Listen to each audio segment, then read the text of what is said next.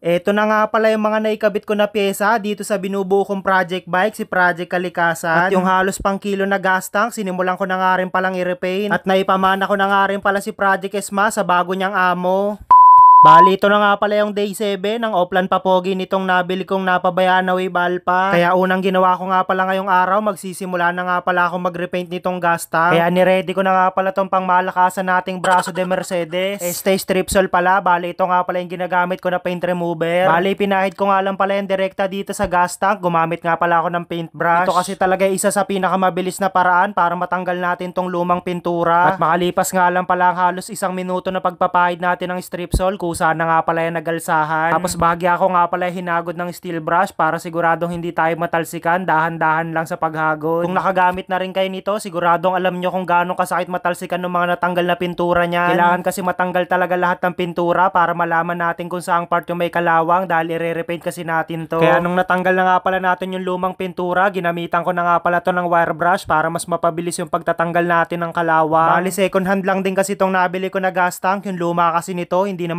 remedyohan yung kapal ng kalawang sa loob. Kaya makalipas nga pala yung halos 1 oras na pagtatanggal ng kalawang, pwede na nga pala natin tong pinturahan. Binugahan ko na nga pala to ng surfacer. Halos maghapon nga pala makulimlim ngayong araw, kaya hindi ganun kabilisan na tuyo. Kaya pagkatapos ko nga pala patuyuin gamit yung blower, inisprayan ko na nga rin pala to ng kulay black. Halos tag 1 lata nga pala yung nagamit natin, saktong-sakto lang para dito sa gas tank. At habang nagpipintura nga pala tayo, dumating na nga rin pala ngayon yung bagong magiging amo ni Project Esmas. Dumating na nga pala si Sir Romeo, siya nga pala yung buenas na mapapamanahan natin dito kay Project Esmas. Ayun, ginawa lang ni Sir, nag-register lang siya, nilapag niya lang sa baba yung SS. Tapos ayun, eto na, si Project Esmas. So yung papel nga pala, ito, napakita na rin natin kay Sir. Ayan, lahat ng legal papers niya, mga original, ID ng first owner, tsaka yung deed of sale. Ayan Sir, ikaw na bahala dito kay Project Esmas. Sana alagaan mo para hindi na ulit bumalik sa dating condition. Para may testing mo, syempre ilabas na muna natin. Bali galing Bulacan pa nga pala tong pagpapamanahan natin. Buti na lang medyo maaga siya dumating para hindi siya gabihin pag uwi. So ayan, test ride na ni Sir. Napaka-buenas naman talaga. Ikot mo lang dyan Sir para ma-check mo rin. Yan. Ganda na rin. Painitin mo lang bahagya Sir. Yan, tahimik na tahimik yung akin oh. Ikaw na lang manggigil Sir.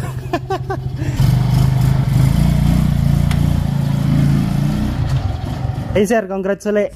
Ingat ka pa uwi. Uwi ka pang Bulacan no, sa Pande. So ayan, dadalhin niya na si Project Esmas pa uwi sa Pande. Ingat, ingat. Uwi na sa bagong amo niya. Dahan-dahan Sir ha. Tapos pag-gasolinahan mo na lang pagtapos.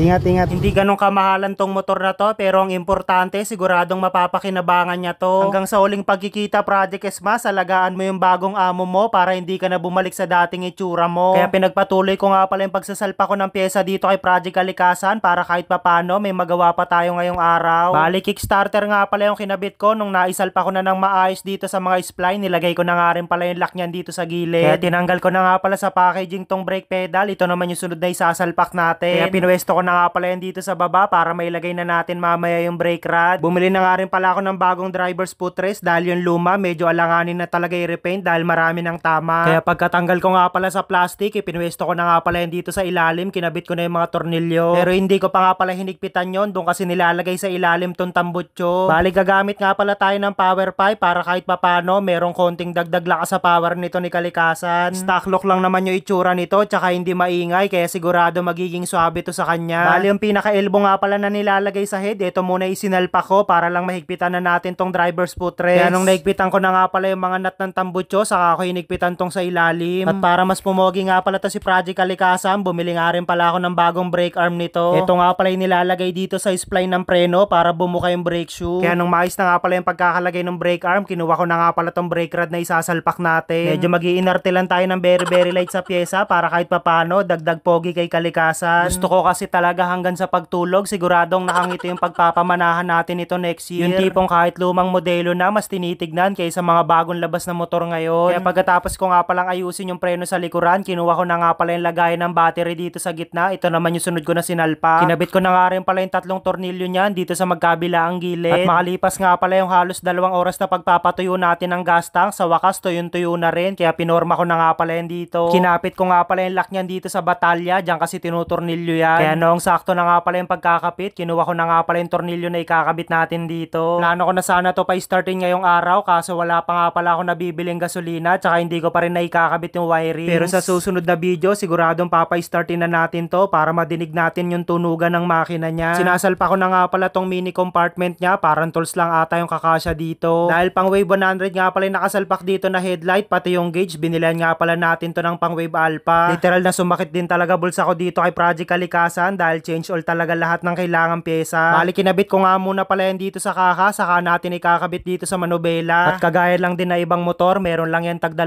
screw dito sa may bandang harapan. At hindi pa nga pala natatapos to si Project Kalikasan, nag-iisip na nga pala ako ng bagong bubuin natin. Kung kayo yung tatanungin ko, ano kaya sa tingin nyo yung pinakamagandang isunod natin dito? Parang mas marami kasi nagre-request ng 2-stroke, yun sana yung plano kong buuin pagkatapos nito. Kaya yung may mga napabayaang motor dyan, isend nyo lang sa akin, baka sakaling magkasundo tayo. At ito na nga pala yung mga iilang pyesa na naikabit natin ngayong araw, marami pa to, ikakabit natin sa mga susunod na video. So yun na, mag-update muna tayo ng mga natapos natin gawin para dito ngayon sa day 7 ito ni Project Kalikasan. So kagaya nung nakita nyo kanina, may mga pyesa tayong naikabit na. Itong gas tank, na-repaint natin, pati itong mini compartment niya, tapos itong gauge na ikabit na rin natin, itong footrest, tsaka yung preno dun sa likuran, kaya lang medyo may aayusin pa tayo dun dahil medyo marami-rami rin tayong sablay. So ayusin ko pa yan bukas. Tapos itong tambutso, hindi pa nga pala natin to naikabit dahil medyo alanganin yung pagkakabitan niya dito sa footrest dahil pang Wave 100 to. Hindi ko sure kung pasok talaga siya dito, pero gagawin natin to ng diskarte. Tapos ire-repaint pa nga pala natin tong footrest. Yan, medyo masagwa na rin kasi yung kulay. Hindi kasi tayo nakabili ng bagong ganito. So ayun, kanina nga pala nakuha na rin si Project Smash ng bago niyang amo. Sana ingatan siya para hindi na ulit siya bumalik dun sa napakadungis niya na condition. At ayun, bago nga pala natin tuluyan tapusin itong video na to, konting update lang ulit para dun sa ipapamana ko sa inyo na Suzuki SkyDrive 125 si Project Tagtag. So sa mga walang ipon dyan pero nangangarap ka magkaroon na sarili mong motor, napaka basic lang na kailangan mong gawin, check mo lang dito sa baba kung paano. Right? So ito yung sinasabi ko sa inyo kanina na laro na dapat mag-register kayo para magkaroon kayo ng tsansa na maging amo ni Project Tagtag. So ito nga pala yung PH Rush. Kung bago lang kayo dito, ang gagawin mo lang ay mag-register ka, pindutin mo lang yung register, lagay mo lang dito yung gusto mong username, tapos password, confirm password. So kapag nakagawa ka na ng account, pasok ka na dito sa login, pindutin mo lang yan. So ito na nga pala yung makikita nyong homepage nitong PH Rush kung naghahanap kayo ng paglilibangan at kung gusto nyo marami kayong pwedeng laruin. Ito yung mga sample na laro na meron dito. May Super Ace, Mines, Showdown, Super Ace Deluxe, Fortune Gem, Wild Buffalo at napakarami pang iba. So pipiliin na lang kayo kung ano yung gusto nyo laruin dito. So sa ngayon nga pala meron na tayo dito 154,000 and 587. Ito papakita ko sa inyo kung gaano ka basic manalo dito sa Super Ace. So madali lang to laruin. Pili lang kayo dito kung magkano yung gusto nyong i-bet dahil medyo malaki na naman yung puhunan natin. Mag-bet tayo ng kahit 500. Ayan. 30, 300, 30 uli. Ayun, 1.4. Ayan na. 7.5. Ayun, ganun lang kabilis. Napaka-basic. 250, 3K. Ayun. So, ito nga pala yung napanalunan natin. Tumataginting na 12,000 and 700. So, ayun nga, ganun lang ka-basic. Tumaya at manalo dito sa PH Rush. Sa mga magre-register dito, ilapag nyo lang dito sa baba yung SS katunayan na nakapag-register kayo. Yun nga para magkaroon kayo ng tsansa na mapamanahan natin ng Suzuki SkyDrive. Tapos abang lang kayo sa December 29, magla-live tayo para malaman na natin kung sino yung bagong magiging amo ni Project Tagtag. Right?